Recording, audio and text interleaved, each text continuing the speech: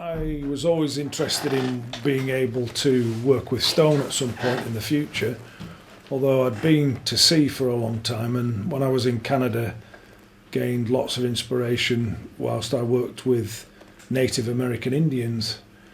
They said I'd got the guardian of that a bear was my guardian basically, which was strange because bears have featured significantly in some of my sculpture work.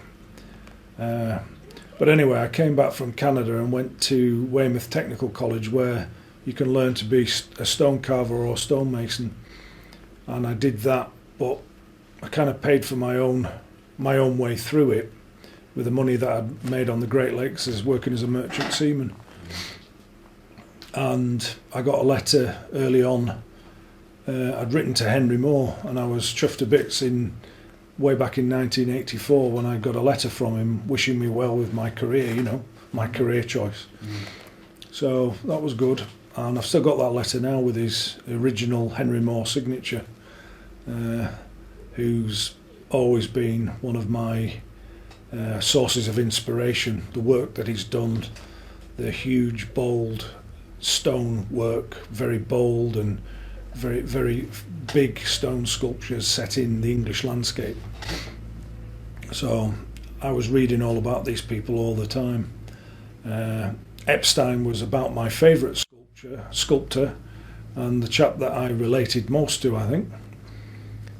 His fantastic piece, Jacob Wrestling with the Angel, which was carved in alabaster on a monolithic scale, is my favourite piece of work of all time. But anyway, I'd done the stone carving at college, a couple of years at that, and I'd had my first commission in 1984 with Lancaster City Council. 1985, I was told about the presence of Josephine de Vasconcelos, who I wrote to, and she was in the middle of a bereavement at the time, but she moved from Little Langdale down to Ambleside.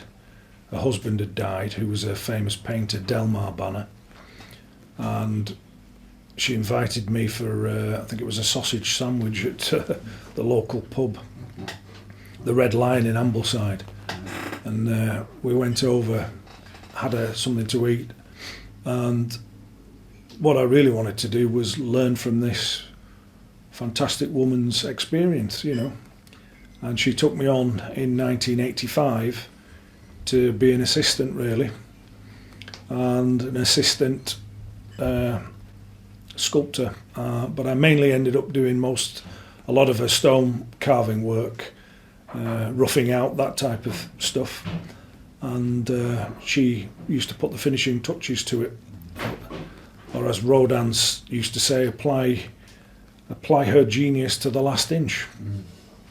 So that was great, and I learnt so much about working with plaster of Paris and the old techniques of sculpture, which have gone now, and they don't teach them anymore in art colleges. But it was a sense of, being, a sense of living your dream, working with somebody that had been pupil and assistant to Antoine Bourdelle, who had been pupil and assistant to Rodin. That continuity of expertise was, hard for a comprehensive school lad to get. It was just not easy. I mean, I left school in Morecambe when I was 16 and had to kind of go to Canada to get a reasonable education so that I could move on, really. But all that was character building, I think. But anyway, back to Josephina. We spent many years working in the grounds of Rydal Hall, amongst some of the most beautiful scenery I've ever experienced. Quite a spiritual place, really, as well. And we did great big stone carvings down there.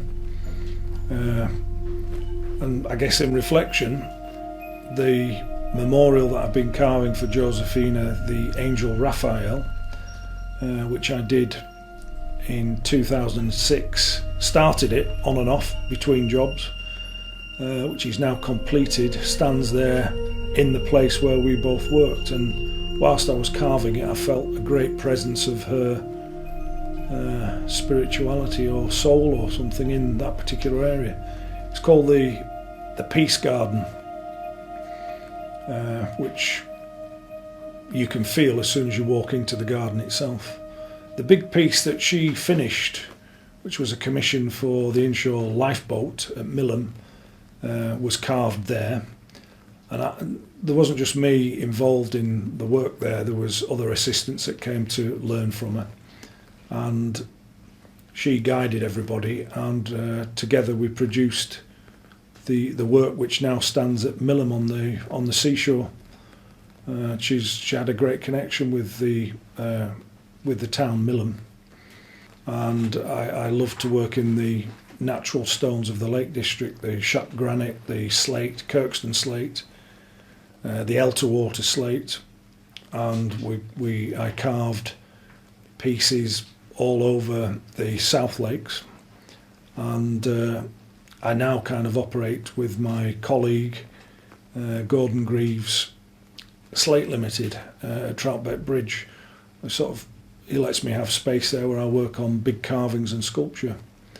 So there's been a great progression, but I'll maybe tell you about individual sculptures at length later, but I hope that starts to paint a picture of the sort of early days, really.